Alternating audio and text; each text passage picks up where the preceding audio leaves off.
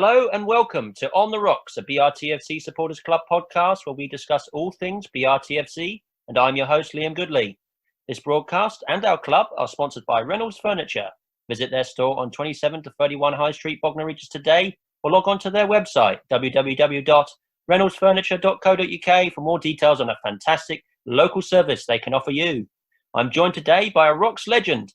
He was a Rocks player for years, but also turned to management when he hung up his boots and has been a success with Bognor in that role. We welcome to the one and only Bognor midfielder and former manager, Jamie Howell. Thanks for joining me, Jamie. How are you? Very well, thanks, Liam. Yeah, thanks very much for having me on. It's nice to be on. It's great to have you involved, and we've now reached the 10th episode, so I'm really pleased and happy to say that this has been continuing over the pandemic. How's the life been for you over this current period of time? Yeah, I think like everybody, it's been a struggle. I think people are having sort of good days and bad days, and it's just trying to be positive, and like I say, the podcast and things like this, really help sort of break up the day, and it's things to look forward to. So on the whole, very good, and I'm taking each day as they come, as they say. But on the whole, we're all very good. Well, that's good to hear, Jamie. And the family all well, and Harry, is he still playing football?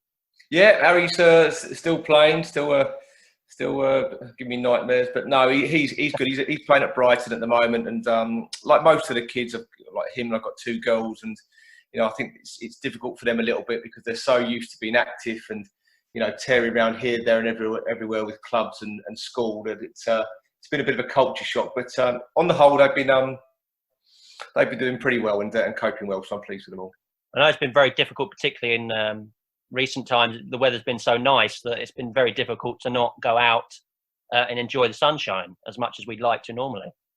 Yeah, I think it's without going into too much detail, I think it's very difficult for everyone. I think most of us, we're very lucky because we live on the coast, and I'm lucky. I live in Worthing. We don't live too far from the sea, so we've got a dog, and we can get our sort of mental health well-being, by nice walks with the family and things like that. So it's all different for everyone, but I think it's just important to try and stay as positive as you can at the present moment.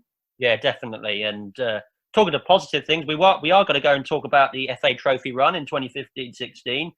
But I thought it would be good to look a bit about you as a history as a player. So let's talk a little bit about your earlier career, Jamie. Obviously, initially, a lot of fans know already that you were with Arsenal in the early days as a youngster. How was this for you in 1993-94 season and being part of that FA Youth Cup winning side? Yeah, it was great memories. I was, I think I was very fortunate. Probably probably my career probably went a little bit the wrong way, really. Well, I seemed to be quite good at sort of going through my younger years, sort of up, younger players up to sort of 17, 18, and then sort of dipped a little bit, really. But no, I had a fantastic time at Arsenal. I had great coaches. I had Pat Rice, who was my coach and youth team manager, and it was, I think the really good thing for me was, obviously I was disappointed not to really make a living out of professional football, but to be involved in it on a day-to-day basis at a club like Arsenal, where you're seeing what the best players and the best managers do, day in, day out, and seeing what the effort and the attitude and the commitment levels that they have to put in to be a top pro was inspiring. So, I had a fantastic time. And were your family very supportive at this time, obviously being such a young player at the time? Yeah, I think I've been exceptionally lucky. I think my parents have been brilliant, from day one. I think they've been ever so supportive. And I think what they've been brilliant at is just to try and keep everything on an even keel. When things are going well, not to get too excited, and when things haven't gone so well, it doesn't really matter. I think if you've got a loving family, and I've got two brothers that were brilliant, and lots of sort of really close friends that I've stayed friends since I was very young, and I've been very fortunate to have a good grounding like that. So I think I've been very, very lucky. Did your brothers play football as well? They did. They didn't. I think my older brother Paul, he was a good player, left footer, a bit like Harry actually, and he was good. I think maybe sort of drink going out a little bit probably took over his life a little bit more. But and Tom was quite a good player in his youth. He used to play for sort of Worthing Miners and local clubs. But they played and enjoyed it as well. So I think my parents were very supportive of them as well. That's good to hear. It's a footballing family. And in this FA Youth Cup side of 1994, Jamie, who are the names that you remember that went on to do big things, either for Arsenal or other league clubs? I think the best player at the time was Stephen Hughes, that played at Arsenal, and he was.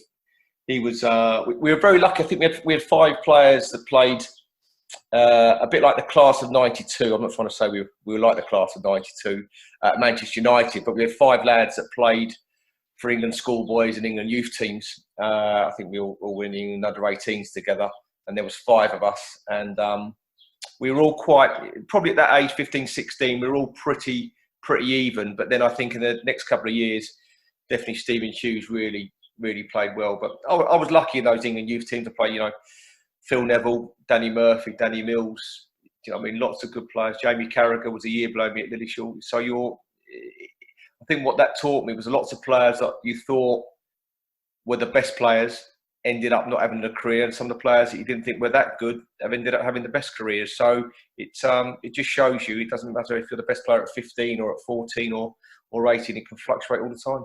So that must have been a real big experience to play with all those sort of calibre of players that have now gone on to, do really good things in the pyramid. But when you were at Arsenal, Jamie, did you ever get to meet with Arsene Wenger at the time? I actually left 2 days before Arsene Wenger arrived. Oh, okay. Yeah, so it was difficult. I thought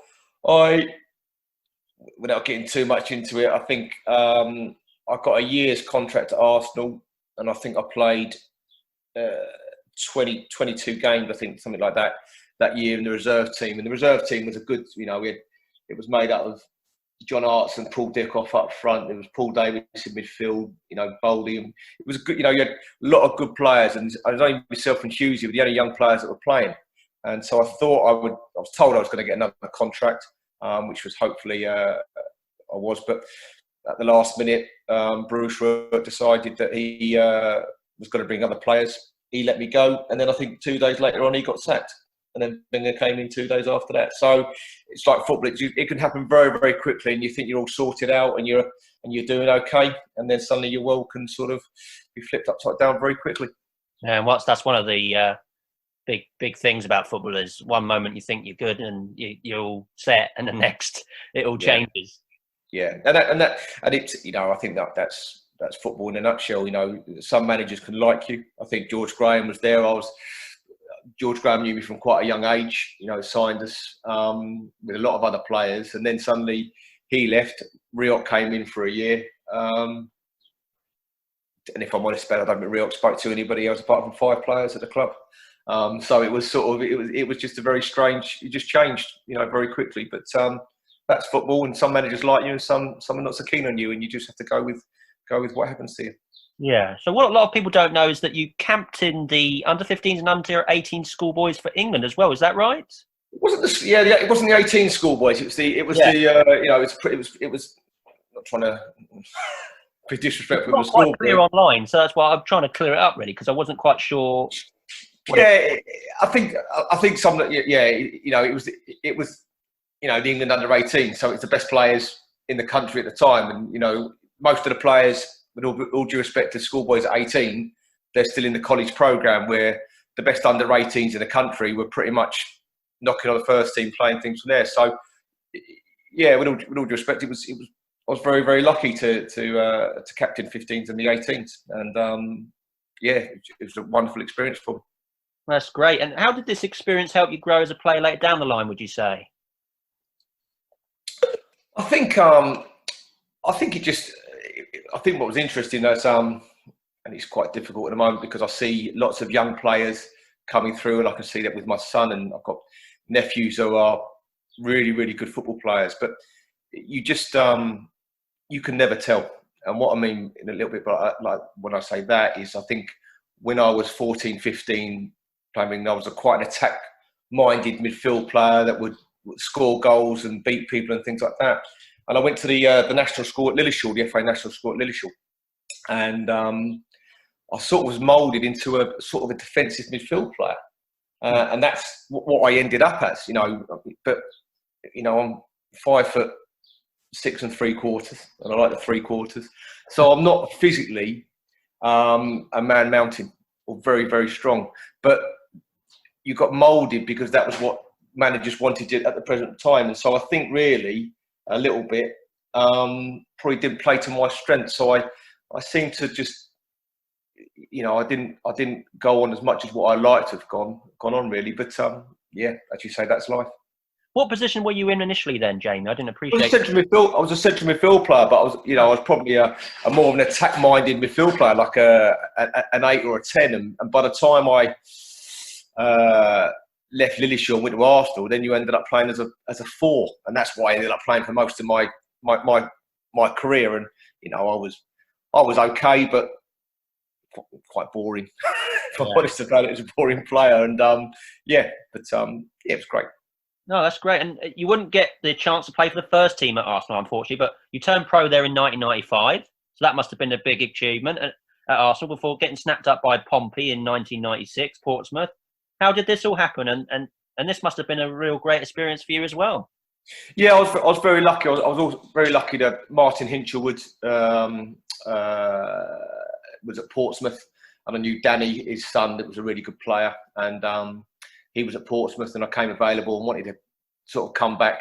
I left home at 14 and, get to 19, 20, and I missed home, and I wanted to sort of come back. So I had a chance to go to Portsmouth, and Martin was there, and he was great. I love Martin's sessions. He's always very positive, sort of happy-go-lucky sort of fella that makes all the sessions fun and enjoyable. Hard work, mine, but yeah, it was great. And I went to Portsmouth. That's like I say, football's football. I was doing all right. I was around the first team squad. I was on the bench when they played Norwich. I think I was just about to come on, and then Norwich scored, and then you're told to sit down, and then someone comes back from injury, then you get injured, and then other people seem to do well, and you miss your chance. So that's football, really. It's trying to take your chance at the right time and grab it with both hands. That must have been a bit of a disappointment, having, on the brink of coming on for the side, and then something happens, crops up, and like we said before, changing everything. Was this a frustrating time for you? Yeah, very much so. And it's football, because at that time, I think Terry Venables came in to help Terry Fenwick down there, and then signed a lot of Australian players, because I think Venables was the manager of Australia. And suddenly lots of players were coming in.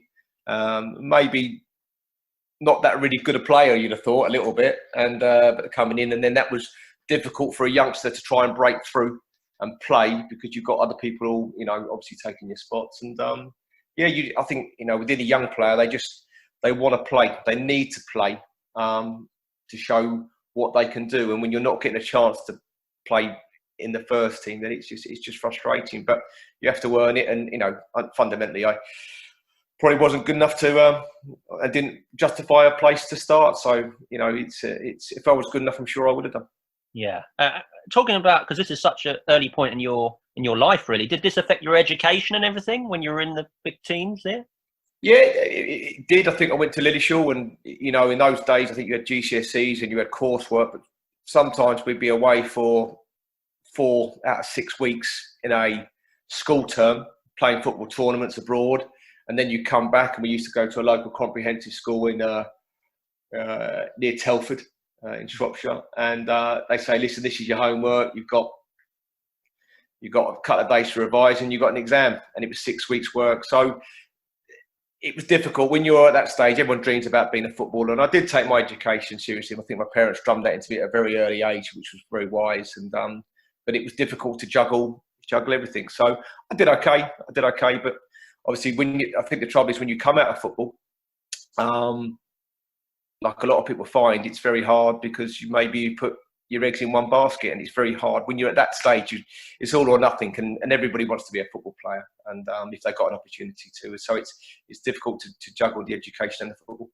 Yeah, I've always wondered that, because especially players at the highest level and playing for pro clubs like yourself, you did, and I appreciate it. It must be a lot of work. You then, after being at Pompey, you then went on to play for Torquay United and got called up for 3 matches in the Football League. This must have felt like a relief, given your efforts to get to this stage. Yeah, it's great. I just wanted to play, and I think I went down to Torquay, and yeah, it was a great experience. I really just enjoyed thinking that you're going to play on a Saturday, and when you're training, then you're going to play. But I did that, and then it's a funny one. I sort of made a bit of a conscious decision, because suddenly I think from 18 when you're captain in England to maybe 21, 22 where you're down in Torquay, and a lot of young players, they love the idea of being a football player, and they look at Instagram and they look at everything that they see on social media, and they see the Ferraris and the flash cars and the private jets, and probably the real realisation of a lot of footballers is what they're doing, what I did down at Torquay, where you're down in Torquay in a bed sit on your own, pretty lonely, wondering what you're going to do, and it's not as glamorous as what it's sometimes portrayed as. And I think then what I realised then was that I probably wasn't going to be a top level professional football player, and what I probably was going to end up doing was, if I was lucky, I might stay at Torquay, then I might move to Darlington or Luton or whatever, and I'll probably get to 30, my mid-30s, and probably had 5 or 6 different clubs all around the country and not had any roots. So I decided really to come back home, and I went to Brighton that pre-season. I thought I'd have a last crack there, because I knew what to do there. Went on pre-season tour with them at the start of the next season. Thought I did really well and didn't get taken. And so you sort of then realise that I think what I need to do is get a job and play non-league football. And that's luckily Jack Pearce knew a guy called Trevor Gamble, who I worked for, and they sort of helped me with a job. They were family friends, the Gambles, and they really helped me out, and I ended up playing at Bognor. Yeah, you were signed in October 1997, I've researched. I hope that's correct. Sounds about right. Yeah, it seems this year was a lot happening for you. Obviously, 1997 seemed to be a big year for you. You were playing for, obviously, Brighton just before that. It turned out to be a great move for you, obviously. What is the story behind you joining the Rocks? Obviously, you mentioned Jack. I ask this as we have always seemed to have had a good working relationship with Brighton in the past. Yeah, I think so. I think, if I'm honest about it, I think anybody in the Sussex area, if they're quite a good youngster or show good promise, Brighton probably know them. They're probably Brighton know about them and monitor them. And then if you're not good enough for Brighton, then it's trying to find your local clubs. So obviously, I lived in Worthing before I went away to sort of Lilleshall and London, and then when I came back to Worthing. But I knew a little bit about non-league football, and I knew that I think Bognor's style of football would suit me far more than maybe some other teams. And I met Jack, and I liked him from the start, and I went to Bognor. Yeah, he seems to draw a lot of players in, and he seems to. I mean, back then he was the main man. Obviously, he was, the main man to go to, and he knew, I think, already a lot about the football game. A lot more than what we appreciate. How influential was he to you coming to the lane? I think everything. I think a couple of things I remember very, very, very vividly. I remember we did a training session one night, and we did some set pieces, and I don't think I was involved. And I remember thinking that I've had enough now. I've had a pretty meteoric fall from grace, as such it felt. And if I can't get in at Bognor and play regularly, then I'll just knock on the head. And I went to see him after training and said, "Look, if I'm not in your plans, I fully understand it, but don't worry about it. I'll just leave and go from there." And he was like, "No, I don't think that at all. You're going to play. I'm going to play you. I'm going to, I like you, and I know you've had a bit of a rough time, and you're going to play." And I remember saying to him one time that I do things where I pass the ball, and some of my teammates don't know what I'm going to do, and I keep giving the ball away, and the crowd think I'm rubbish, and the crowd were probably right at the time as well. And he said, I remember vividly, he said, I don't really care about that, because the ball you're playing is the correct one, and it's their fault that they don't understand what you're doing. So you just keep doing what you're doing. So it's great to have a manager that believed in you and had that sort of faith in you. And I think that's very important to have that type of relationship between a player and a manager. And obviously, when I become a manager, that's what you try and replicate as well. Yeah, and I appreciate that he stuck with you. Obviously, I think in the modern day, managers don't necessarily do that. They don't necessarily stick with players for as long as they need to. No, but I think if they can do, I think, if you look at a lot of the successful teams, it seems that they seem to stick with their players through thick and thin. And that's why they get, managers want respect, but they have to earn respect as well. And by doing that and sticking by players, then I think, those players will run through brick walls, those managers. Yeah. And you went on, according to Wikipedia, I don't know if this is right, but you went on to make 426 appearances, scoring 26 goals. That's in league football. That's not counting, obviously, pre-season friendlies and cup games. Yeah. In a staggering 10-year stint for the Rocks and for the Green Army. Did you ever think you would be with the club for that long, given your previous experiences of short stints with other clubs? I hope so. I just took it year by year. I remember turning up at Bognor. I think the first person that I really spoke to was Dabba. At the end of the training session, I remember him saying, "Do you want to do some extra running?" And I did. And that was the first person I sort of got friends with.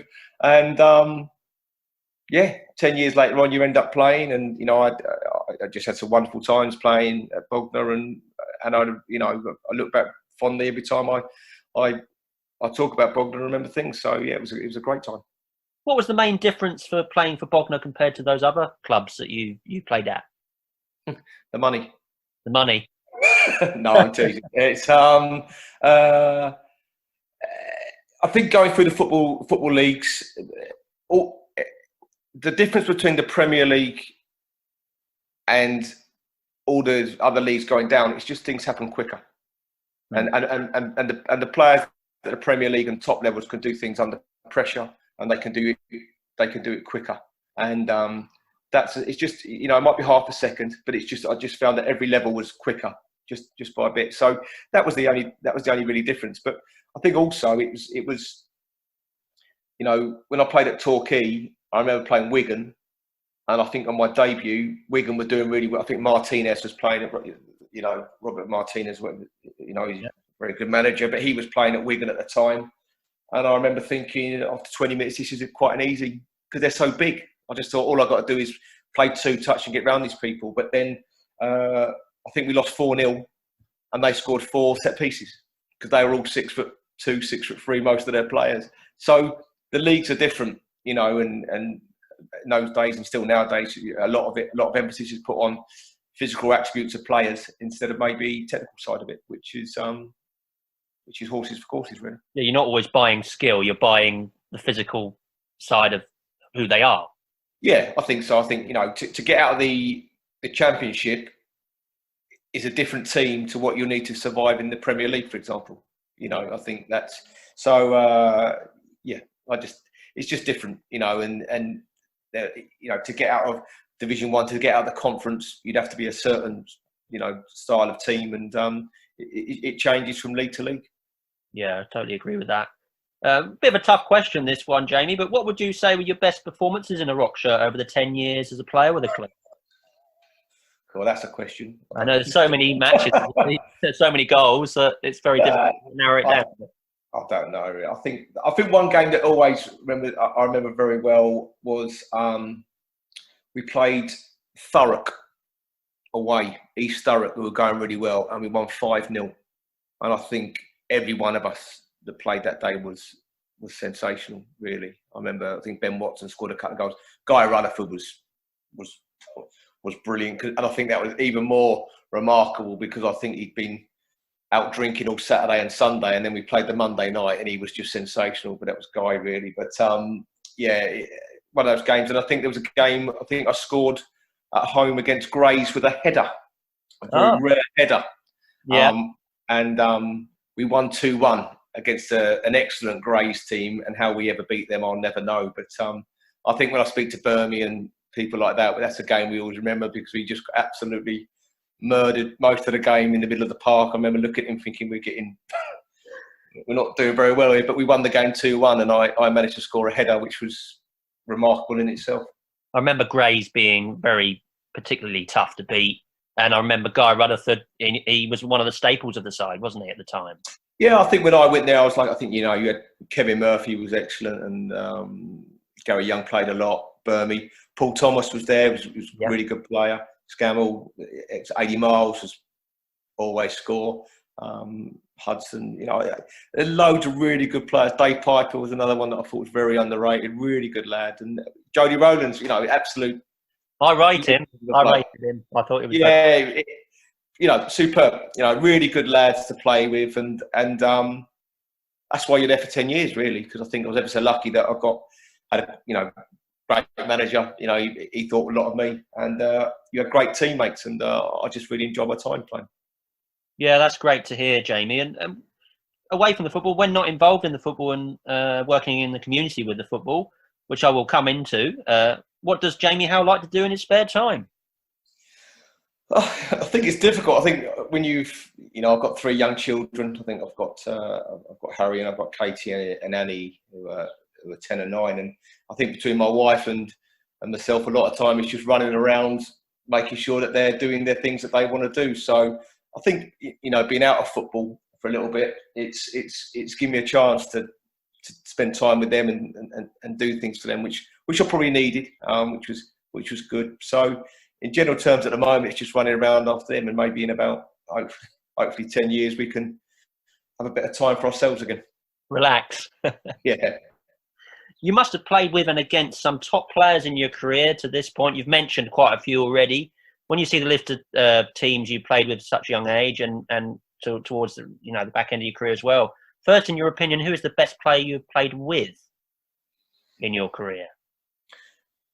I think if you're talking about top, I think if you're talking like in training, Burkamp and people like that, I was ever so lucky to see them close day in, day out, and that was brilliant, but I think that was it there. I think more when I was, when I come down to sort of my level, the best player that I played with probably was Birmingham. Michael Birmingham was very unlucky not to be a professional footballer, in my opinion. I thought he had everything, and he was the best player I think I played with at Birmingham. There were lots of really brilliant players. Becky's a great player. I've got loads. Stuart Tucks, but I think Birmingham just was really unlucky not to be a player. He was the best player I played with. Yeah, I really rated Birmingham in his prime. Who is the best player you've faced as an opponent in the past? Maybe not somebody you played with, but somebody played against. You thought, I can't play against this person.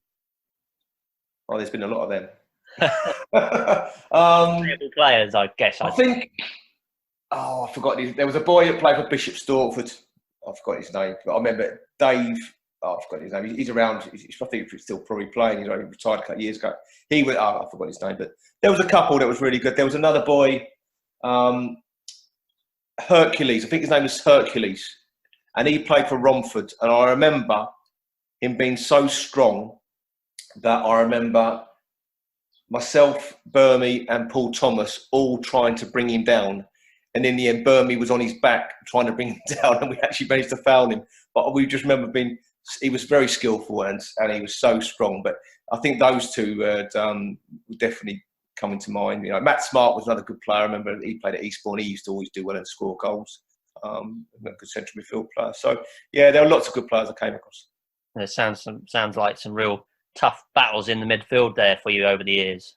Yeah, I think I remember talking about that. I think Mark Burt, Greener that used to play at Worthing. I remember we used to play against them with Worthing, Bognor. Me and Birmingham used to play against those two, and that was always challenging when you're coming up against them, both 6'3", 6'4" giants. But that's brilliant. That's what I love about football. You'd have a real go in the game, and you try and kick each other and win the game. But at the end of the game, you'd see them in the bar and you have a drink, and that's how football should be, in my opinion. I love that side of it.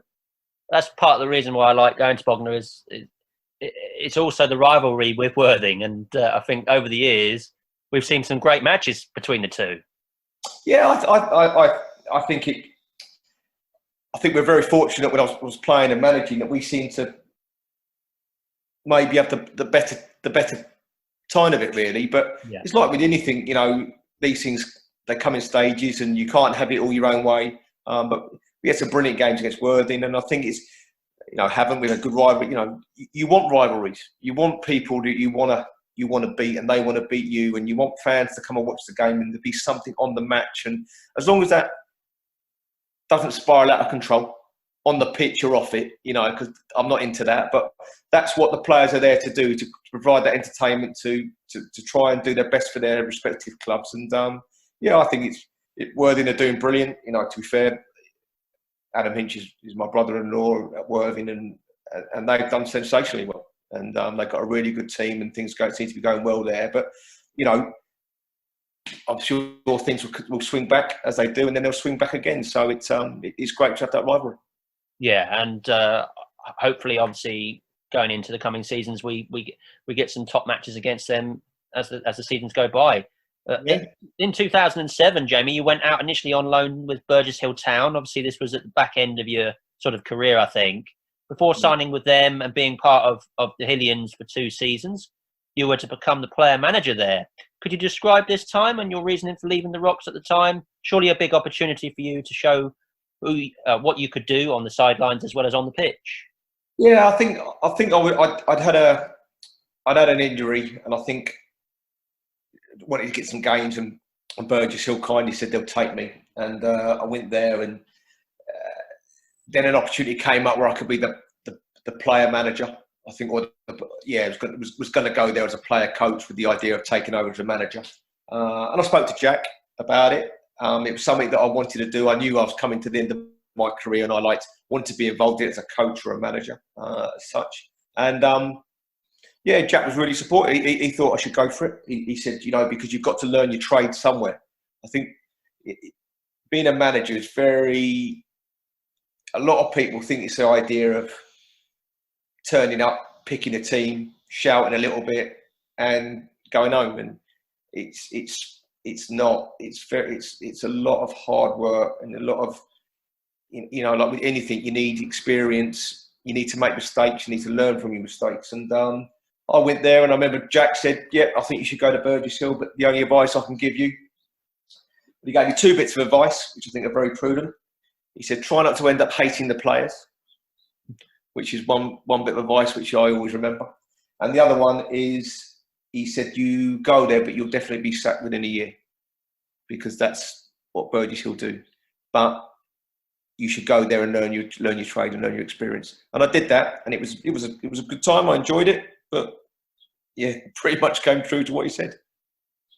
Yeah, it's nice to know that Jack's been behind you all the way through your career. Yeah, I think so. I think I've been fortunate. I've met a lot of good people in football. Jack's been very, very good at that one. Martin Hinchelwood's been there. I think I married Carly Hinchelwood is my wife. Her father Paul lives in Selsey. They're very supportive, and you always ask opinions of them because they played the game. They know their stuff. So I'm not afraid to ask people their opinions. People I trust. Jack's always been very honest with me most of the time. And, you prefer that though, obviously. Yeah, I'm like that. I'm pretty black and white. I don't really like grey areas as such. I just if I ask someone a question, or you ask me a question, I'll pretty much give you a direct answer. And that's then people know where they stand, and people can move forward from that information. And, when you're not getting that information, it's difficult. I'm very lucky. I've got Hayden Bird, who's the Kingstonian manager. Over the years, he's another one. Got on really well with, a bit older than me. But you ask opinions, and you ask their advice, and they give you good advice. Yeah, Hayden Bird is another one that I've always looked at as a good manager. He seems to get the best team together and best way of playing football. He likes to play the passing football as well. I think that's what while Jack's idea of playing football is very similar to what mine is. Got friendly with Hayden because we're very similar. The boys at Dulwich, I've got a lot of respect for them, Gavin and Junior, because I love the way that they play, and it's different. It's more, getting the ball down and playing at Worthing, do it now, and it's more difficult to try and play that passing style of football than just kicking it and shelling it. And to do that takes time on the training ground. You need to know what you want to do. And I think managers that like that, we're quite similar in the way that we see football. So maybe we become friends a little bit more and like that. But yeah, it's great. Oh, it's great to hear that there's ideas shared around, regardless of where you are, what club you're associated with. Anyway, that's good to know. It's now time for the quick fire rocks players round, Jamie, and I'm sure you've heard about this. I've switched this round up a little for players and managers. This is the first manager I've interviewed. Instead of direct choices between players like we do with fans, I want you to just give me the name of the first Bognor player that springs to mind. Your choice is at the ready, Jamie, okay? Are you ready? Yep. Here we go. Best dressed? Paul Thomas. Any particular reason? He had this pair of dungarees, Birmingham Joey Rowlands. He wore these dungarees once, and I couldn't stop laughing so much all training that in the end he threatened to beat me up if I kept laughing. And I genuinely couldn't stop laughing because I couldn't imagine a man from 35 from Portsmouth with all his tattoos wanting to wear dungarees like that. So he's the best dressed player. Most musical? Harvey White. Most serious? 80 Miles. Biggest appetite? Ashley Robinson. Best athlete? Dan Beck. Most scruffy? Richard Hudson. Best friend in the dressing room? Best friend. Dabba O'Burmy. Most reliable? Dave Piper. Most skillful? Hudson. Best crosser? Hudson or Ben Johnson. Yeah. Best passer? Doug Tuck. Best hairdo?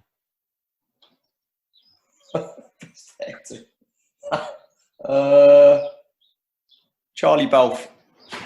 Nice guy, Charlie Balfe. Yeah, lovely fella. Yeah, really nice fella. Yeah. Best beard? Best beard. Kev Murphy. Yeah.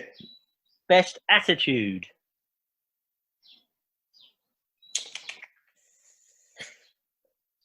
Beck. Did you say Dan Beck there? Sorry. Yes, Dan Beck. Yeah. Yeah. Sorry. Yeah. Biggest bookworm? I don't think there was. Nobody got it out. Rachel Reese. She was in a book. Most nervous before a game? Jody Rowlands. Oh, I'm surprised at that.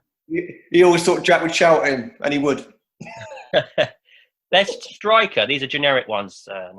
Best striker, difficult. Pryor, Nightingale, very, very good. Dodd was half good, but Pryor and Nightingale were different grade. Best midfielder?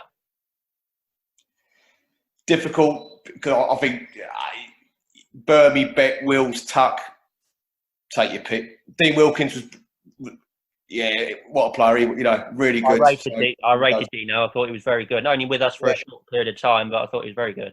Yeah, he was a superb player. So, yeah, any of those five. Best defender?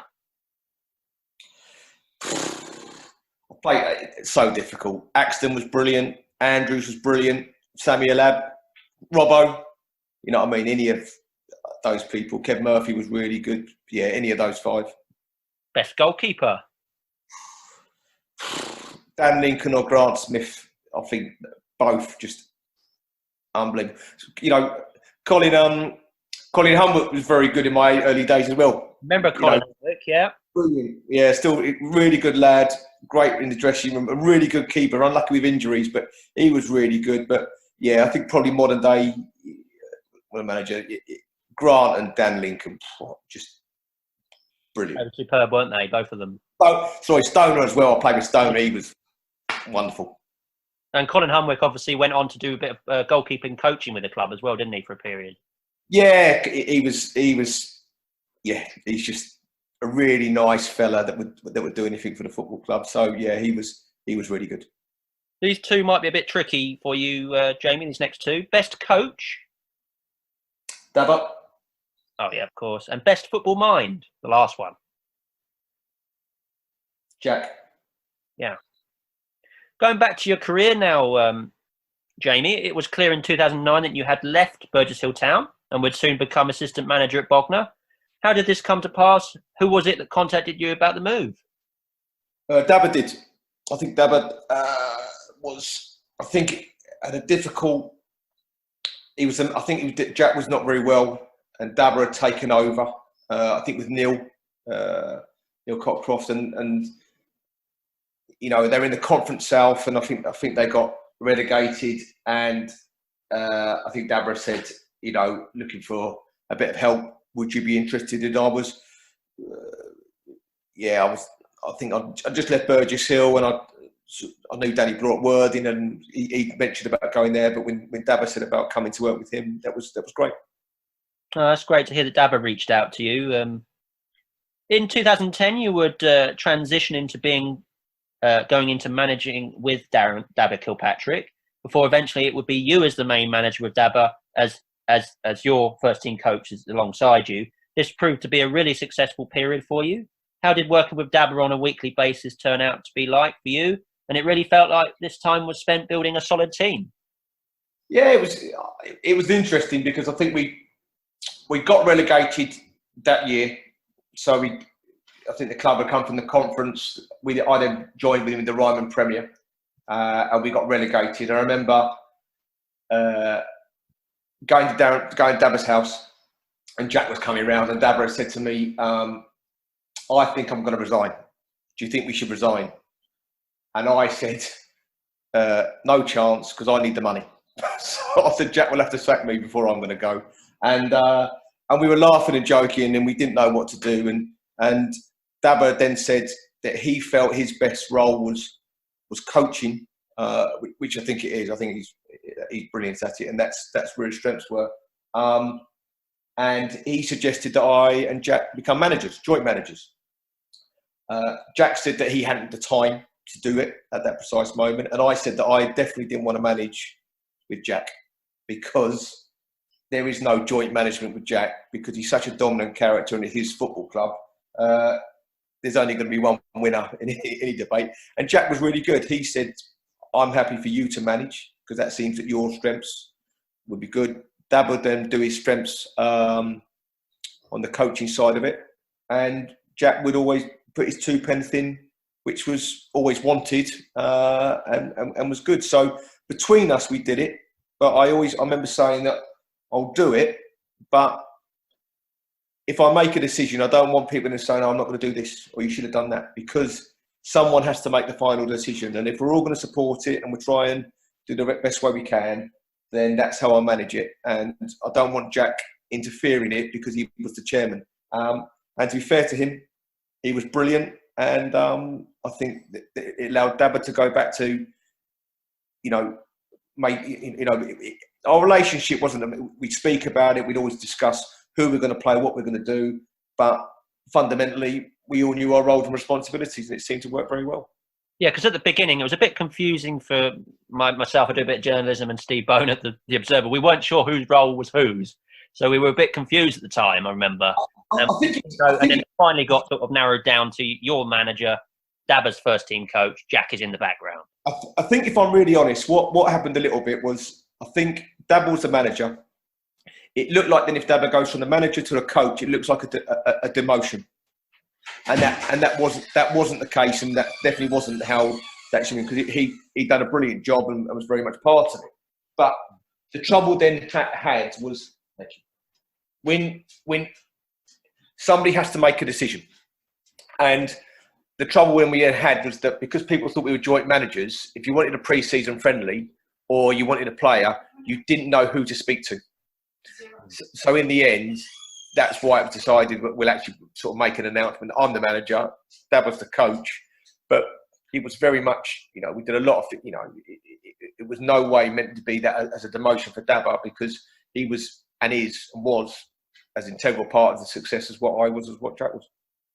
Well, that's well explained, Jamie, and that sort of makes it clear for me anyway, and for all fans, I'm sure. Tell us a bit about some of the key players that you would end up bringing in after. Obviously, Dabba obviously was with the side when we had 2 back-to-back relegations, meant we needed to strengthen the side, particularly defensively.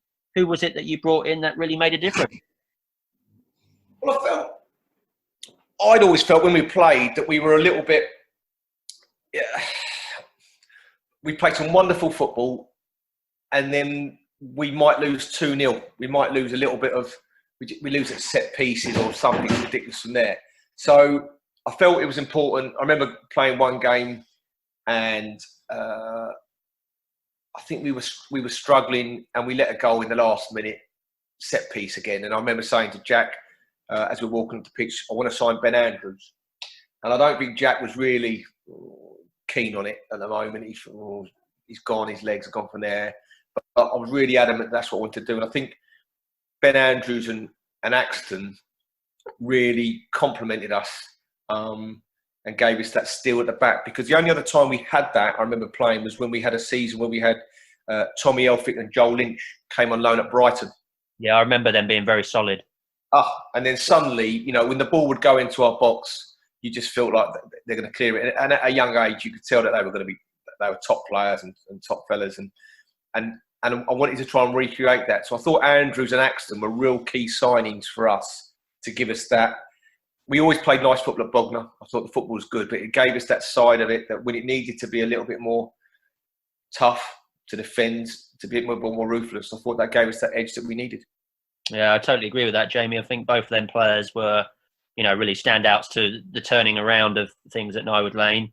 In your time with the club, you, along with Dabba, steered us to a wonderfully historic FA Trophy run, which saw Rocks reach the semi-finals against Grimsby Town. Let's set the scene. It's the 2015-2016 season, so quite a way into your tenure with Bognor. But let's look at the first qualifying round tie in the competition. The win at Nywood Lane against East Grinstead, that was a 3-0 win. I remember this was originally due to be played away, but then was moved to Bognor. Was this a comfortable afternoon or tricky match from your viewpoint? I think it was quite comfortable. I think we were okay. I don't think we were. I remember it being quite nice because it got switched to our ground, which was always nicer because the pitch was always so good. And we played quite well. So I think it was quite a comfortable win. But just didn't realise how far it was a start for what was going to be a great campaign. I'm not quite sure what the reason was behind the ground switch. I think it was something to do with East Grinstead couldn't hold it, or for whatever reason, whether the pitch wasn't up. I think they had a firework thing. If my memory is right. If something I could be wrong, but I think it was something like that, and they asked to switch it, which we gladly would. Yeah. On to the second qualifying round, we travelled to Taunton Town, which ended in a 4-1, great 4-1 win. But it was a shaky start, wasn't it? We went behind after just 2 minutes. Yeah, I think Grant made an uncharacteristic mistake. I think he let one bobble over his foot, and it went in, and you thought, "Oh, this is not gonna be good." But I think I think Chico Candy got a brilliant goal that levelled things up pretty quickly with his left foot, and I think Snorre might have scored a couple of goals. Could be wrong, but yeah, I remember just thinking, that's an impressive result for us, because normally when I was playing, we go to Taunton. I remember going to different teams and getting beat in these sort of games, and I just thought it was a really confident display. Yeah, it's goals amongst, I think it was Ollie Pearce, Chika Kande, Alfie Rutherford, and Jason Pryor was on the score sheet that day. That win against they were in form at the time, Taunton as well. Must have felt good, given you good momentum going into the following matches. Yeah, I think it would. I remember something with Snorre. I thought he scored, but I remember actually he played really well, because we played him in an advanced midfield role, which he didn't normally play because he had a really good engine, and he should have scored two or three. But I just thought we had, we had strength, we had pace, and we had character in the team. And I think if you can get those three components, you've got half a chance of winning football matches. And we looked like we had that on that day, and we did with the team. Yeah, following this, we welcomed Bath City in the third qualifying round of the competition. Turned out to be a narrow 1-0 victory, with Jason Pryor scoring from the penalty spot 2 minutes into stoppage time. What were your nerves like that day? I think that was, I remember I think Charman won the penalty.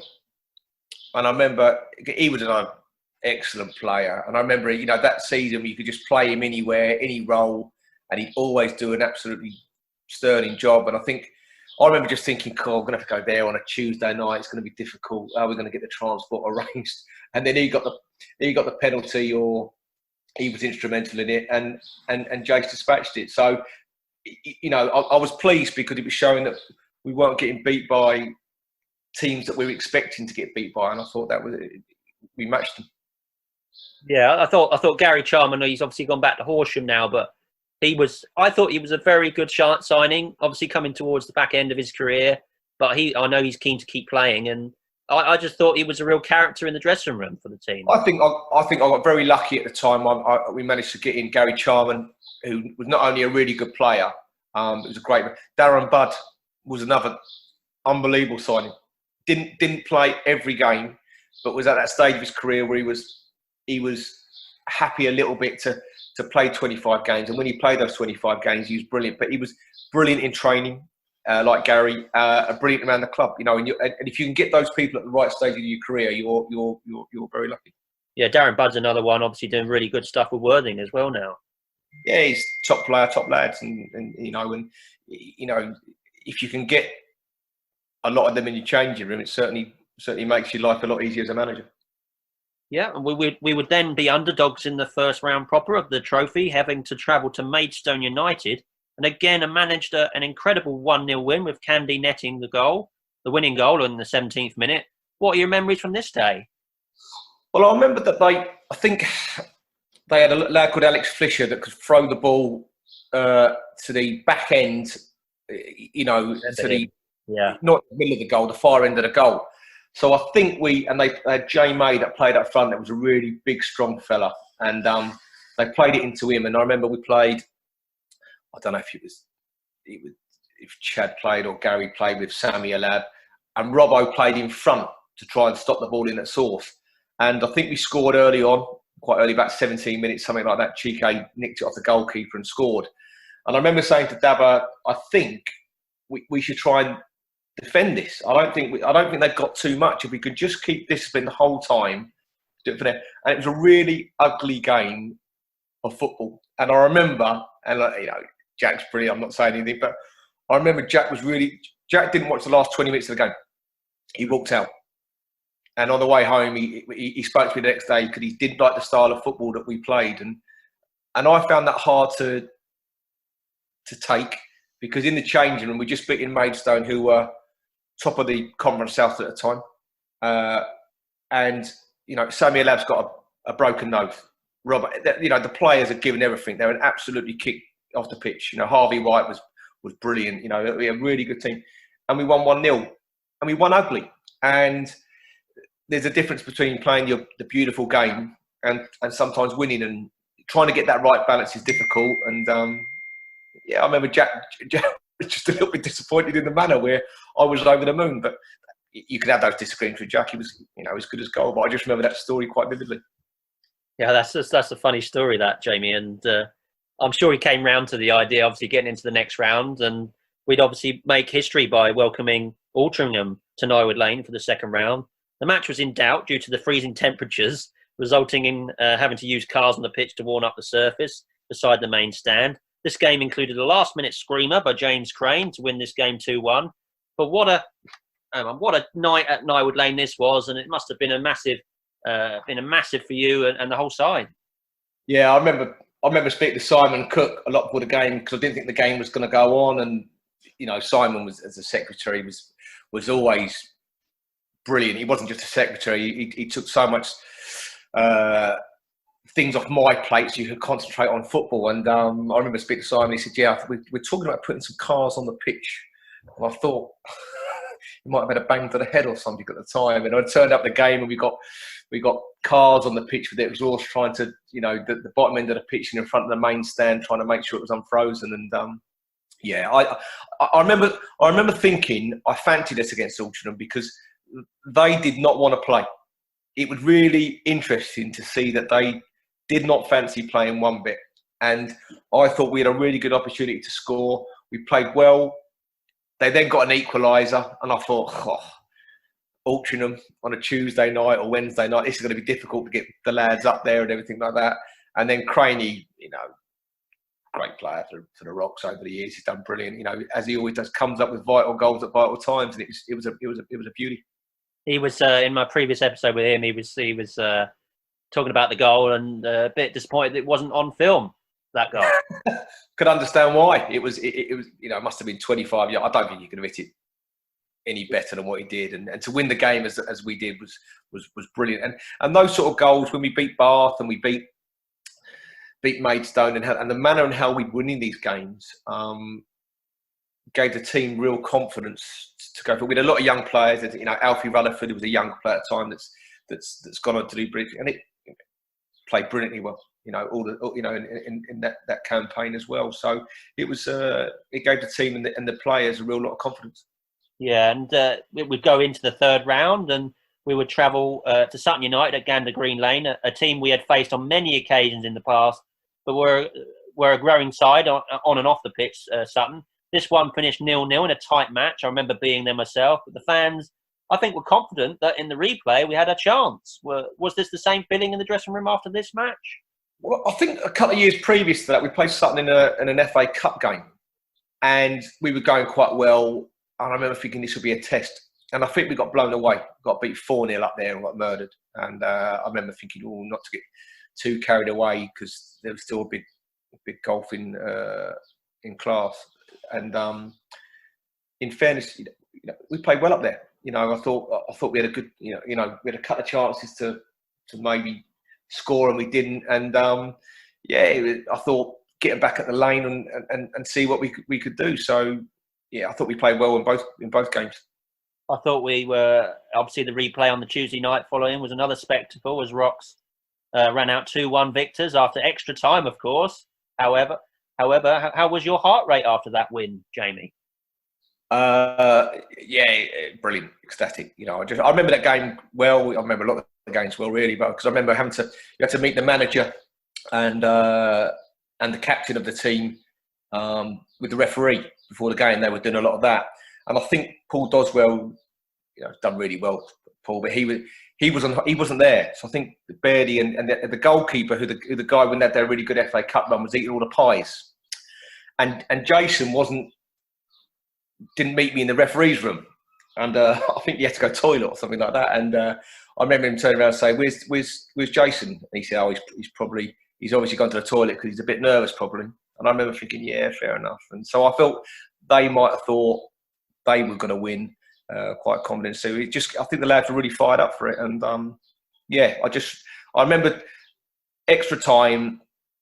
They started off and they went straight back to the goalkeeper, which I thought was a strange thing in extra time to do, because I thought they'd want to take the game to us. And as the game went on, it just gave me more confidence that I thought we'd win. And I think we got a deflected goal. Brilliant. Brilliant evening. And of course, in this game, it was a nervy start, but when Doug Tuck's shot came off the bar and Jason Pryor pounced and net the rebound, Bognor took the lead. And obviously, Alex Parsons gave away a penalty, of which Fleetwood dispatched for Sutton. But with late drama, a bursting run by Ollie Pearce saw him cross the ball into Torquay's area before, I think it was Dean Beckwith, who nodded the ball into his own net. The game was a roller coaster full of emotions for fans, and I'm sure he must have felt the same. Yeah, very much. Sutton have, they've been, they've had such a good run, and they're well run, and you knew that they were a good team. But just sometimes you just get feelings that it's your night. And I just felt with the players that we had and the togetherness of the group, I thought we'd pull it through. And we worked on different a lot of times we used to play Pryor. We used to go and play him as a holding midfield player for the last 20 minutes of matches, which was like, why are you putting your top goal scorer to go and play holding midfield? And we did that because then we'd have like Ollie or Alfie up the front. When they would go direct, we'd win second balls and hook the ball on, and we'd be able to counter-attack the teams. And we worked hard at that, on the training ground, with all of us. It was really good. I could see you go and congratulate the players, and particularly you went to Jason Pryor at the time and gave him a big hug after the final whistle finally went. This must have felt unreal at the time, given the success of that whole season. What did you say to the players after that win? I think, I think with Pryor, I think we were very lucky to have, such a good player for Bogner, and he was a real talisman for us. And I think probably in that game, it was, I admired the fact that when you asked him to go and do a job, he would do it. No problem, no question. If it was for the benefit of the team, he'd do it. And I love people like that. I like people that put the team ahead of their own individual aspirations as such. And I thought Pryor was, but to a man, I thought they were excellent. And I think Grant made some great saves in that game. And I remember Lee Conway, the goalkeeping coach, who's was a real integral part of the team. Just talking to him at the end of the game, and all that hard work that people do behind the scenes sometimes doesn't get noticed, but I noticed it in those games from there. So I think for the team and as fans, it was a really brilliant day. Yeah, I totally agree. It's one for the ages, that one, Jamie. And obviously, I really appreciate Jason Pryor's efforts over the time he was doing not only the goals but the defensively. What he did for the club when we needed it as well, particularly from corners and crosses and things like that. He seemed to be very good defensively as well. In the next round, on to the next round, over 1,800 Rox fans witnessed Rox versus Torquay United, your old team, Jamie, in the next round, which was the quarter-finals, of course. Bogner's first goal was actually disallowed for handball somehow, with Nilsson and Parsons eventually poking it in, but it wouldn't count. Later on, a great move saw Dan Beck pick out Doug Tuck before he passed on to Ollie Pearce, who struck his shot off the bar, but Snorri Nilsson pounced ahead to nod that home. What a feeling to get a winning goal in such a big game for him. What were your feelings about this game? I wanted to play Torquay. I know when the draw was coming, I thought, Torquay at home would be a really good game. I think they were struggling a little bit in the league at the time. Yeah, and a lot of games to play, and the idea of coming to Bognor for a quarter final would not be appealing. I didn't think it was a difficult tie for them, and we just played well, and Snorri had that ability, had a great engine up and down, and he played really well, and I was just when you winning games like that, you remember them forever. Really, it was a great feeling. Do you know where Snorri Nilsson is now playing? Is he still playing the game? I believe he's Swedish. Is that correct? Yeah, I think he went back. I think he got released from Portsmouth and went back. So I'm not too sure what he's doing now. But he was a nice lad. Really popular in the changing room and worked very hard. So wherever he is, I hope he's well. Yeah, it's good to know. I hope he's doing all right. At this point, really, or even a few rounds before, we would have been happy with our efforts. But now it was time for a two-legged semi-final against Grimsby Town. The first would be at home to them, where Rox lost 1-0. You must have still been positive that we could go to Grimsby in the second leg and have a chance. Yeah, I did. I thought we could. I really thought we could. I think it was wonderful. We went up there the night before. The team spirit was fantastic. We stayed in a lovely hotel. The club did really well for us. I think Morris sorted it all out, and we all went up. Lovely coach, lovely hotel. And I remember the team talk in the hotel before the game, and I remember saying to keep it tight, really, really keep it tight. And with that pressure, they'll expect to beat us and get it wrapped up quite quickly. And if we can get to half time and it's 0-0 or 1-0, we'll have a chance and we'll nick two. I was confident we'd nick two. And that was the game plan. And I think 10 minutes into the game, I think Calvin, who was brilliant in the first leg, he'd been whacked, and I think they targeted him, and he had to come off with a bad injury. I think Grant had smashed his head and had cuts, and I remember it all going wrong. And I remember the Grant having this big cut on his face, on his eye, and Fish and Rach patching him all up, and Rach was an integral part of the team, and she was brilliant. And I was screaming at her, what's going on? And luckily, their doctor came on and said, he needs some stitches. And I remember one of their players said, "What is the matter with you lot? Why don't you just get your sub goalkeeper on?" And I'm like, "Yeah, we haven't got a sub goalkeeper." Yeah. Here we go, Tom. And they were like, "What? Well, get your club doctor on. Get him stitched up." Yeah, we haven't got a club doctor, mate. It was the difference in levels that they're used to playing, and yeah, so it was a frantic start. And I remember we gave away a penalty, and we were on the ropes, and we had to stay in it, and we really dug deep to stay in the game. And then Beck scored that. He scored a great goal, great volley, and second half I thought we had a real go. I remember Gary Charman had a curling shot which the keeper made a fingertip save. And then, we were throwing the kitchen sink at it, and they caught us on the counter attack. But it was a wonderful, wonderful experience and an effort from everyone involved. Yeah, the whole occasion for the fans was great, and we travelled obviously the more than 7-hour journey to take on the Mariners. And again, we went behind with Padraig Amond scoring the first goal, but Dan Beck's belter of a volley gave the Rocks fans something to continue to cheer about. And a real chance to get back into the tie. Unfortunately, the game included a nasty injury to Calvin Davis, as you mentioned, and goalkeeper Grant Smith. But the team battled on. Amond would score the winner and mean the Rocks finished up 3-1 down on aggregate. But what an occasion for you and all the players this must have been. I hope you and the players felt how proud we all were that day of you. And well, I think it was at the end of the game, where all the fans there were chanting and they were singing, throughout it, and they must have been there for 20 minutes, half an hour after the game, singing and chanting, and the players were there together. And that's what was quite good about non-league and was special, because it was a real feeling of togetherness from everyone at the club. And, for the fans to come in their numbers and support the lads as they did, I was just very exceptionally proud, and it was a wonderful time. I think they put the official figure of Rocks fans at 183, but I think there was more than that because there was more in the main stand where. There was. Yeah. They always say that we were the best supported team away from home, other than Lincoln City, who were right on their doorstep. So that shows a lot.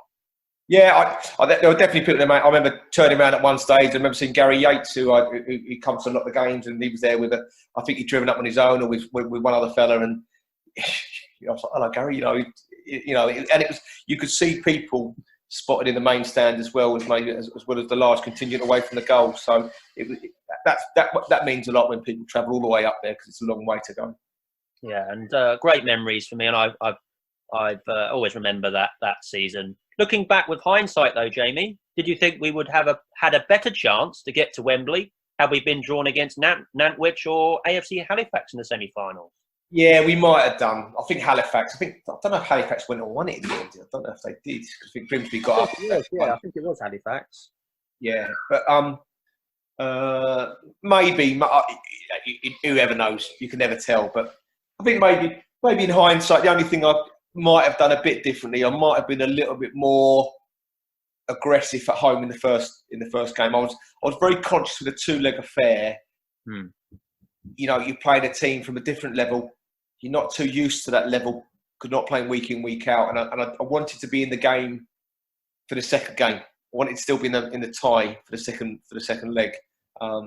Maybe we showed them a little bit too much respect at home, and we could have been a bit more aggressive. But if I'm honest about it, I think the lads gave everything they possibly could.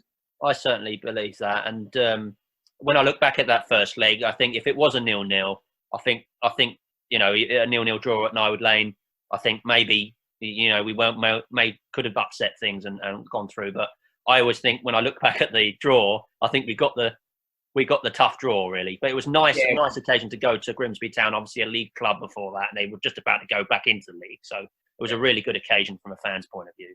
Yeah, and to be fair to Grimsby as well, I thought the way that they treated us was excellent. They're very kind, and it was just a really special day.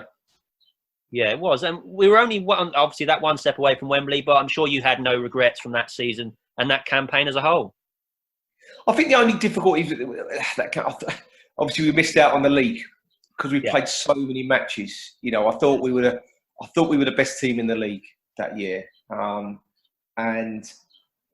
I remember, I think we came unstuck because I think we had to play Kingstonians on a Thursday night, Dulwich at home on a Saturday, and another game on the month, something like, it was ridiculous. That was Enfield Thursday, Dulwich Saturday, Kingstonian away on the Monday, and I think we didn't pick up on any points, and yeah, that was just hard to lose the league as we did. And fair play, Hampton won it, and fair play to them. But that was hard. I thought we deserved to go up that year as champions. Yeah, I think we would have done if we hadn't have had that run. Yeah, and do you think that is the reason? Is because of the cup run, the length in the cup run? Yeah, I do. Yeah, I do. If I'm honest about it, I think I think to get to the trophy semi-final and take Grimsby on as we did shows what a good team we had.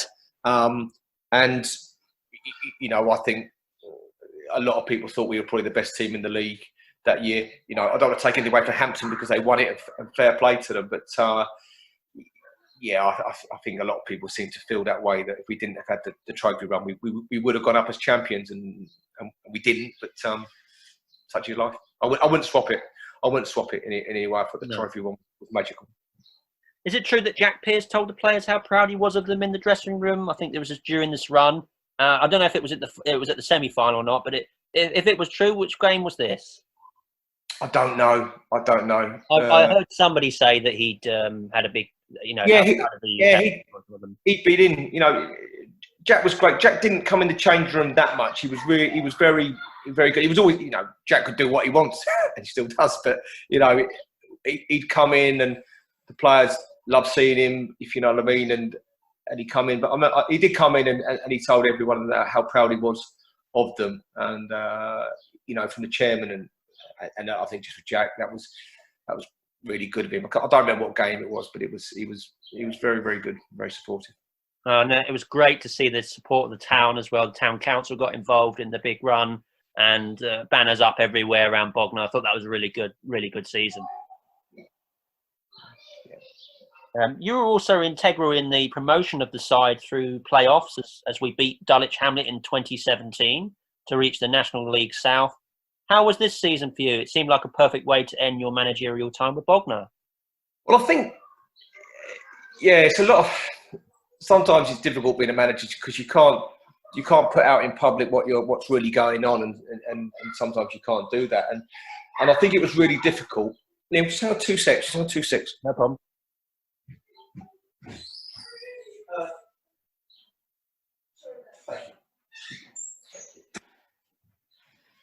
Yeah, sorry. That's okay. Yeah, just talk to the kids. No, I think it was really interesting because I think obviously we had a really successful season, and then the inevitable happened where I think Pryor went to Havant, Alfie went to Havant, Grant gone back to Brighton, was going to go on to bigger, better things. Robbo was going, and I remember trying hard to sort of try and keep people, but we were never going to be able to keep them with the money that was being offered, and the chance to play at a higher level. And I had no problem with that one. I could understand the reasons for it, if you know what I mean. But I remember going around to Dabba's house one summer, in the summer, and went into his back garden, and we had a beer, and we were both exhausted, and I think in a way I was ready to go then anyway. It takes a lot out of you, the managing all the time from there, and I was a bit tired. But then it looked like if all the players had gone and you jumped ship as well, it doesn't look good. So we sort of decided that we do one more year, and we'd make sure that we got the club safe in a good way. And we always said that when we left, we wanted to leave the club in a better state than when we arrived. I'm not talking about, I'm just talking about on the playing side at that particular moment. And we sat in the garden, had the beer, and we said, yeah, we'll try and get that done. And lo and behold, we went and got promoted. It was a fantastic season, and it was just a perfect way to end it. And talk to me a bit about James Fraser and what an influence he was for us. Top scorer in 2016-17 for Bognor. I know you have a story about him in training. Could you shed some light on that? Yeah, I think it was a funny season because I think we had it was funny. I remember Robbo went and Gary Chalmers. I remember rang up and said, I want to play centre half with Sammy. And Sammy was another fella that when I signed Sammy, people were saying, "Oh, don't touch your lad. he's hard to manage and all this, and he was brilliant. He was what we need. He was integral, and like with Robbo, I remember games, Tunbridge. I remember, things kicking off in the tunnel. We normally Bognor teams in the past would have run a mile, and he's there fronting up. No one's going to bully us off the pitch. He was there to protect people like Tuck and people like that. But yeah, so we had a lot of the players had left, but we still had a really good team spirit. Harvey was still about, Chad was still there, loads of them, and Fraser came back, who hadn't really played for 3 years, and he's a funny lad, Fraser, because he sort of, you'd have to treat him a bit differently to everyone else. You have to be told he was the best player, and he was integral. And I remember he'd always have a little injury. He'd always want to go and see Rachel, and I remember in training one time he said, I've got a slight calf strain. I'm going to go off. And the lads, I could hear them murmuring, and they said, so I pulled them together. And I remember saying, look, lads, what do you want me to do with Fraser? I could get rid of him tomorrow if that's what you want, but you know as well as I do, he might score us 2 on Saturday. What do you think we should do? And they said, yeah, let's just carry on and train. I said, fine, no problem at all. And lo and behold, Fraser scores his 2 or 3 goals on the Saturday. And he gets 28 goals from midfield and was sensational all season.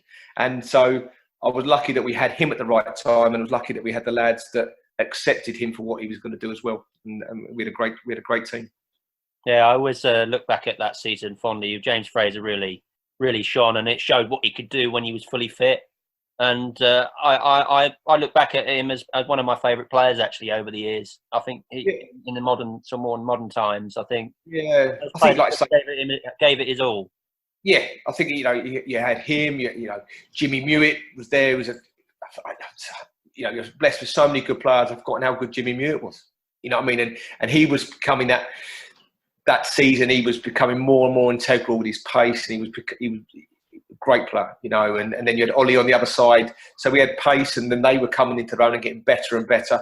And Jimmy Wild, that was not everyone's cup of tea, but he was superb for us. He'd do a lot of the defensive stuff. He'd sometimes take the 2 centre halves away to enable space for Fraser, Ollie, or Jimmy to work and do their magic. So we just. How we did it, I don't know, but it just showed you, I think, the togetherness of the team and that group of individuals were special, and made, they got promoted, where a lot of teams, maybe with more ability, would have fallen by the wayside. Yeah, no, very memorable times indeed. I heard that Eastbourne Borough were interested in you long before you ended up becoming the main man there. Obviously, you had a great spell at Bognor. We all thought this was well deserved as fans, I think, at the time. How did this come to pass? I think I was lucky. I think we had. I think we played him in a senior cup game. I think we lost the game in extra time. I think, but I think it's always nice when you can hear the opposing management team and the players arguing because they don't know how to stop what you're trying to do. And I think on that night we got very lucky. Everything we sort of seemed to hit or pass did well for us, so we played exceptionally well in the night. And I think Eastbourne looked at that. I think they had a lot of success previously with a lot of local players, and I think they wanted to go that route, and that was the remit that they wanted, to bring me over and try and reproduce a team full of local players, and were willing to give it a lot of time to do it. I remember saying to them that if they wanted a quick success, they should go for Kingy because he was the best man for the job, without a doubt. If you had the money, they just didn't have the money, didn't have it. So yeah, it was a real learning curve. I don't talk too much about time at Eastbourne because it's just there's no point. But a lot of nice people there. I had a nice time, but I was very disappointed with the way it panned out. Yeah, it's unfortunate, but I think obviously that experience, just under 2 years there, I did think myself personally that you deserved a bit more time there to build a team, but obviously it didn't work out. But it opens up a load of opportunities for you now. Well, I think it does. I think, I think with Eastbourne, I think I think we're lucky with Bognor. You're very lucky where you've got, where I learned at Burgess Hill about the infrastructure of a club.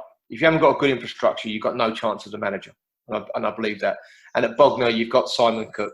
You've got Jack, obviously, and they run the club. The youth section with Mike and Kel is brilliant. They've got lots of really good things in place to make it a success. And I think with Eastbourne, there was a lot of things going on behind the scenes that you can't talk about. But, they brought in Mark McGee, that was a brilliant manager, with Leicester, very experienced and didn't really do much. Lee Bradbury, very good manager, didn't really do much. And so, the common denominator of all of it is maybe not the manager, maybe it's a club. And when there's things that are going on behind the scenes that you can't talk about as a manager, it's hard. But sometimes that can you have to learn from it, and you learn a lot from the experience, which I have done, and it makes you a better manager. I think so. God willing, if something comes up in the future, then all well and good. Yeah, and hear on that. Many fans and people who have worked with you, I've even interviewed people recently, said how good a manager you are in the dressing room, Jamie. As a manager, when dealing with players, what would be your top tips to offer to others going into management? Well, I hear a lot of managers and forums and a lot of younger lads trying to get into the game, which is fantastic. But sometimes I think they're trying to look for a magic formula. They're trying to look for they can do a wonderful PowerPoint presentation, and they say this is the tactics that you want to do, and fundamentally players win your matches. And I was lucky that the success that I had at Bognor was down to the fact that I had a great team behind me. I had Dabba, brilliant, Neil, Lee Conway, Rachel, Luke Cooper. Those people, my team, or the staff that we had, our staff with Jack as well, were all supportive of me. Then you got the players in, and what we tried to do is we tried to get as many players that we felt fit the way that we wanted the game to be played, and had good characters. So the whole team and the whole changing room was, as much as you possibly could, all going in the same direction. And if you can get that, that gives you half a chance. And if you can't get that, then it's a struggle. So I think the biggest skill I think that you can do for a manager, you need to have that relationship. The relationship between your players and the management staff and the club is paramount. And if you can earn their respect, they'll run through a brick wall for you. And I had that when I was a player for managers, and I think luckily for me, the players that I had at Bognor would have done that for each other and for me, and that's why they were brilliant. So I think it's a relationship. It's not all about tactics. It's not all about PowerPoint presentations, or it's just about how you treat people. And if you can be honest, and if you're going to be honest with them and they can be honest with you, that will give you a real chance. Oh, that's great to hear, and it's great to know that the team was around you was really supportive of you, and you could see that off the pitch anyway as a fan. But when you look back at you before you started playing, Jamie, I'm going back in time again. Who was the player you looked up to as a child and budding footballer? Oh, I think I liked Hoddle. I thought Hoddle was a really good player, and I think he was graceful, a really, really excellent player. I'm a Liverpool fan. Funny enough, it's and people ask you why you're a Liverpool fan when you live Worthing, you live miles away. But when you're 4 or 5 years of age, and you're my best mate Andy and my sort of brother Paul playing at the back of garages, and he said, my brother wants to be Ian Rush and my best mate wants to be Kenny Dalglish. And they said, you can be Sammy Lee because you've got blonde hair and you're a bit fat. So that's how I became. But I don't have to be rude to Sammy Lee because he's a great player. But that's what you did. And so I love Liverpool, and I love Souness. I thought Souness was a top player, and he was a player I probably looked up to the most. Well, what are you thinking now as a Liverpool fan, with obviously the Premier League looking like it might start again? Well, I think it's a very difficult question, and I think a lot of people have said it. Obviously, life and safety of people is paramount important. But I think if we can, I just think it's important if we can get it going, because for people like myself and lots of fans, it's something to look forward to. You love watching football. It's something to look forward to at the end of the week or in midweek when you're at work and You want to see your team play, and if we can get it going and it's as safe as it can possibly be, then brilliant. But I'm like everybody. I love football, and if I just want to see it and watch it and enjoy it, because it's a brilliant game. Yeah, obviously the most important thing is that everybody stays safe, and if they've got the testing and the precautions in place, then maybe it will become a thing. But it's yet to be seen, of course. And as a similar question to that last one, Jamie, who as a manager did you look up to, wanting to take on the chat before taking on the challenge of managing yourself? I think there's lots of good. I was fortunate. I met Alex Ferguson as a youngster. I've been offered to go to Manchester United, and I met him, and that experience was brilliant, in the way that he treated people and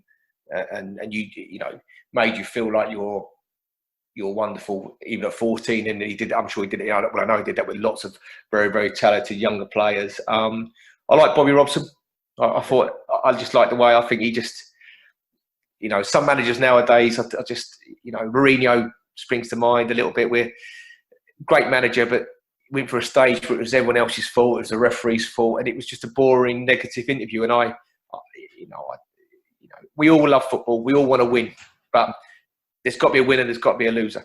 And actually, especially when you've come out of the game, you realise how much you miss it. Not so much the winning, but actually just being involved in the sport and in the game. And I like Bobby. Jack was brilliant. I had a lot of time with him. Keith Blunt was a manager that I had as a schoolboy.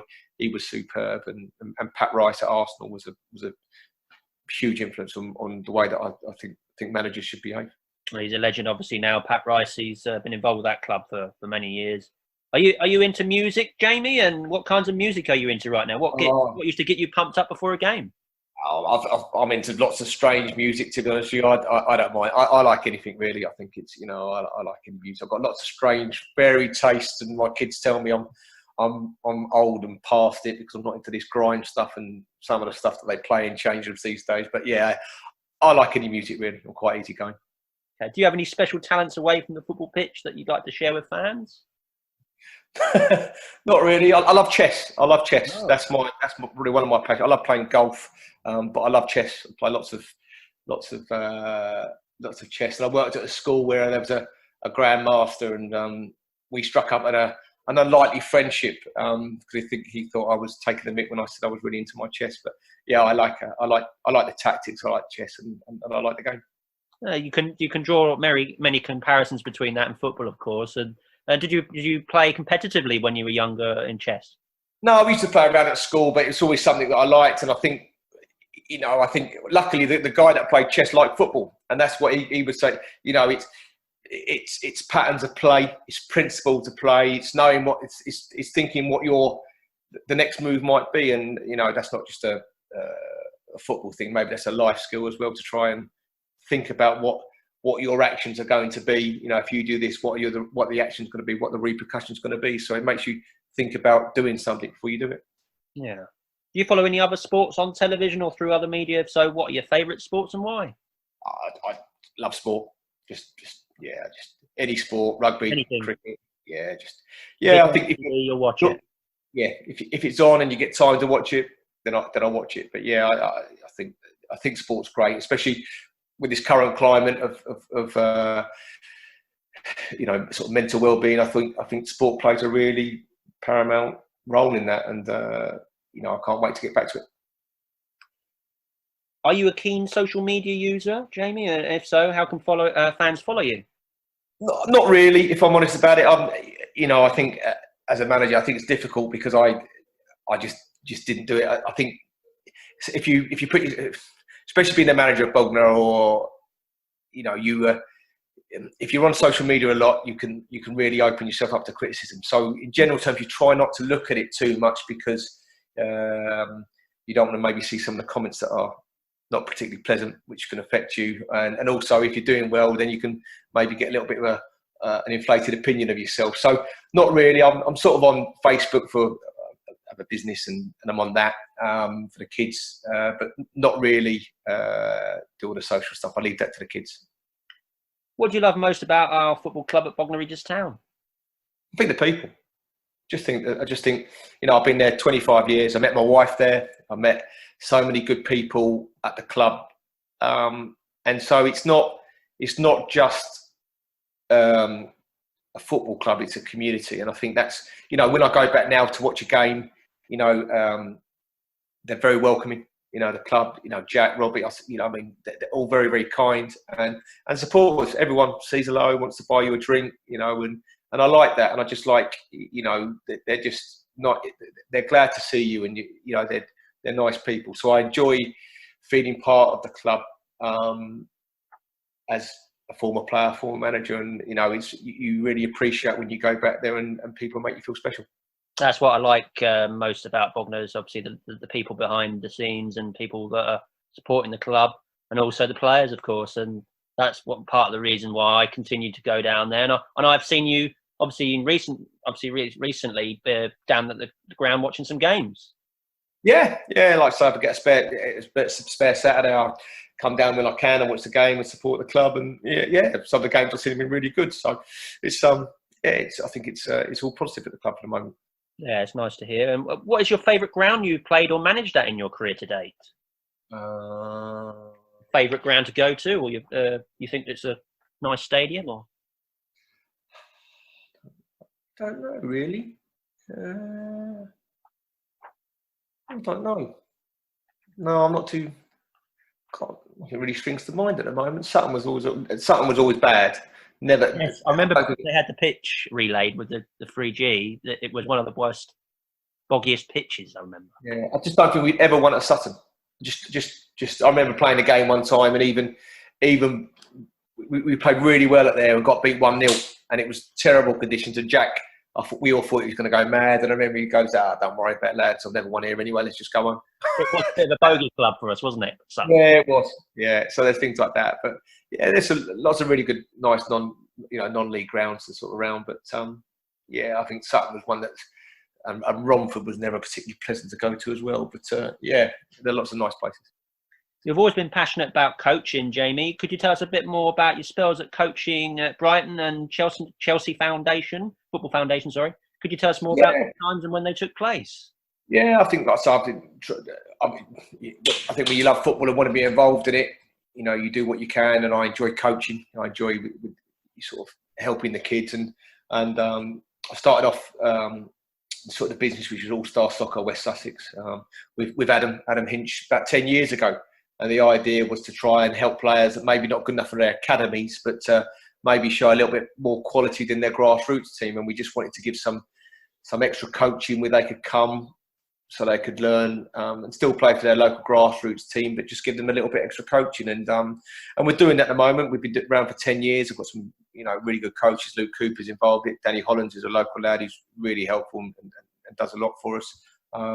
So yeah, we do a lot of good work in there, really. And you know, I think the idea is that you get them at an early age. You teach them roughly what we're trying to do, and then hopefully, if they don't become professional football players, the pathway's there at Bognor, and that was the idea of what we set up 10 years ago. Yes, obviously this is you're heavily involved in youth football in the locality. Your All-Star Junior Soccer West Sussex has gone from strength to strength. So the idea originally was to start feeding these young players into the clubs in the area. What ages do you start the scheme at? We have them at 5. They come in at 5, and you know, we normally go to about 13. You know, we're looking. I've been speaking to Mike and Carol Taylor, and Jack and Simon about the possibility of doing something, you know, progressing that into a more senior structure. But you know, I think you know, it's what we did before. You know, at Bognor, I think a lot of the players that we had, it wasn't a fluke that we picked them all up. You know, Doug Tuck, we knew from a very early age, because Dabba and I both coached at Brighton in the like the academy or the School of Excellence. So people like that we knew them. We had a relationship with them. You know, Dab had a lot of relationships with lads at the university. Ollie Pearce was a prime example of that one. So we knew these players. So when they came to Bognor, they felt comfortable with the coaches. They felt comfortable with knowing some of the drills that they were going to do. And then it was a bit more of an easy transition for them to come and play in the first team. So I think it's important to try and have that link which we've done before. And, you know, Adam's doing that at Worthing now, if I'm honest about it, you know, with his time at Brighton. So that's the way I think, hopefully, if you can't afford to spend lots of money to bring players in from outside the area, you need to be able to produce your own. And hopefully, you know, there's a lot of really good young players in the Bognor area and Chichester area. And hopefully, if they're not going to play at a higher level than Bognor, they want an aspiration to play for Bognor, which is a really good and high standard to play for. So that's the idea of what we're trying to do. Oh, that sounds really good. Now, how can parents find out about All-Star Junior Soccer and get their kids signed up? Look, we're on the web page. Like I say, we're at Arran Leisure Centre and the Arena in Bognor. So we're on the web page. All Star Soccer West Sussex. You'll see pictures of myself and everything on the web page, and you can email me there. You know, all the details are on there, and you know, anyone's welcome. Any level of ability is welcome, and it's just additional coaching. So if they like football and want some additional coaching with their from their grassroots team, or if they haven't got a grassroots team, then we'd love to see them. Yeah, it's more people playing the game, the better for the future of the sport, really, in this locality. And I just hope that many parents will listen to this and want to join you. What do you? Yeah, so just say we've got a lot of, you know, it's good. We've got a lot of girls coming in as well, which is great. You know, so it's boys and girls, and we're getting more and more girls coming in and joining because more girls are taking it all up. So we're very lucky with that at the moment. And oftentimes, particularly nationally, Jamie, the girls are showing up the men in terms of success at the moment. Yeah, I think it's a very different one. I think the girls' football's going from strength to strength, and I think it's slightly a different game. It's more of a technical game than the women's game, which is good. But I don't like to compare it a little bit because I think that you can get some negative stuff that I've heard before. But you know, I think football, we get football, boys and girls, and if we can encourage that as much as we can, girls, you know, especially the women's team, the Lionesses, they seem to be doing really well. So that's a really good role model for you girls to see. Yeah, and I totally agree with that. What do you enjoy most about coaching young people, and what advice would you give to budding football coaches out there, Jamie? I think enthusiasm. I think, you know, with younger kids, I was very lucky because, you know, at Bognor, you're working with some very good senior men, but I got a lot of enjoyment, you know, with a 5 or 6 year old boy or girl that has just sort of started learning football, really. So I think it's, you know, it's not trying to. The biggest thing they need to do is enjoy the game, and you know, you can give them. You know, I've had parents say, "Oh, you know, you could do more." And I'm thinking, well, you know, you can start talking to them about this and that in the game, but if they can control the ball, and if they're having fun playing football and learning, then that's all well and good. So I think my biggest advice is to you know, to just be as enthusiastic as you can, support the kids. You know, they'll find their own way, and if you can help and nurture them along the way, then all well and good. But yeah, just support as much enthusiasm as we can. Yeah, I know you've been keen to get back into managing again, and I've had some preliminary offers. Could you tell us any more about this? A little bit, yeah. I miss it if I'm honest about it, and you know, it's one of those. But you know, you wait and see. You just wait and see. If something comes up, fantastic. If it doesn't, then not to worry. You know, that's the way football is. But I went to Kingstonian at the start of last season. Hayden was really good, Hayden Bird, but I think it was just, you know. As I said to you, when I sat in that garden with Dabba, and I think, you know, that's why Dabba left. I think, you know, you put a lot of time and effort into the football club. It's mentally draining being a manager all the time, and so I needed to have a break.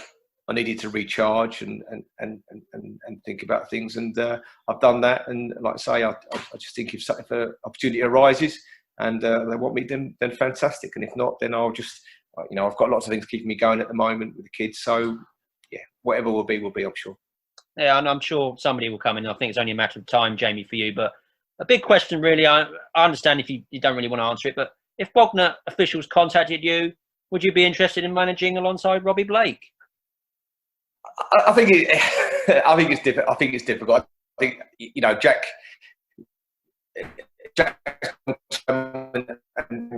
and he's brilliant and he's very, very knowledgeable. And Robbie might want to be a manager in his own right. I think it's a difficult question to ask, if you know what I mean. I think all I'd say is that I love, as I think you probably do, I speak about, I have so many fond memories of the club, and it's a great place, and I've had a really fantastic time. And so, whatever will be. If that's at Bognor, great. If it's at somewhere else, then no problem at all. But I think at the moment, the games I've seen, Jack and Robbie doing a really good job. So they don't really need a change. So I think it's all positive at the moment.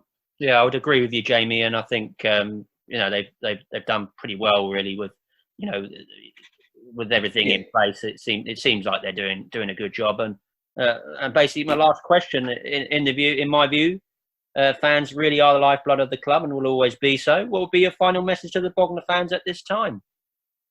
I think just keep supporting the club. I think, like you said earlier on about social media, I'm not one of these people that puts lots of things on social media.